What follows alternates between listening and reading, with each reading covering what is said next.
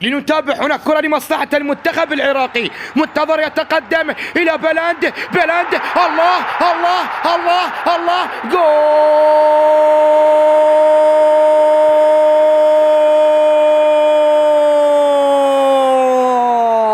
فعلها بلاند حسن وسجل أول الأهداف لمصلحة المنتخب العراقي. نعم، ما بين أرضك وجمهورك تسجل يا بلاند، تسجل أول الأهداف.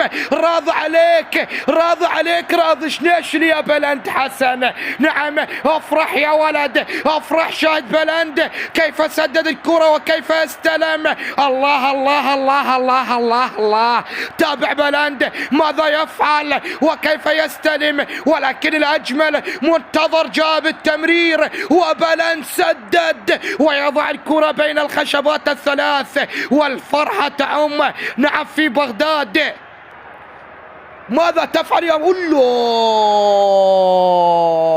ليس وقت من أجل الأخطاء يا منتظر. ماذا تفعل يا منتظر؟ ليس وقت. نعم، ركلة الجزاء إلى محمد. الله الله الله الله الله الله الله. محمد أبو نادي يسجل في هذه الدقائق. محمد يضع الكرة بين الخشبات الثلاث. كميل سعد في الجانب الأيسر وفي الجانب الأيمن.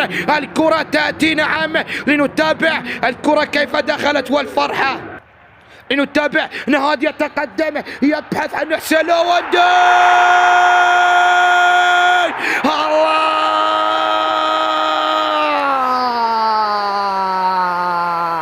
شاهد اللاعب حسين لوندي كيف سجل كرة بالراس.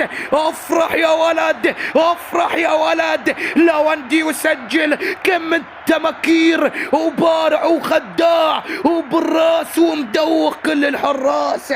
نعم، خيالك من طرف عيني ولا راحة، او ذكراك دوم بلساني ولا راحة، واسمك عايش بروحي ولا راح، وذكرك كل دقيقة تمر علي يا وطن.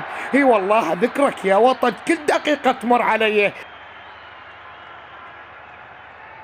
لنتابع هنا كرة لمصلحة محمد. الله!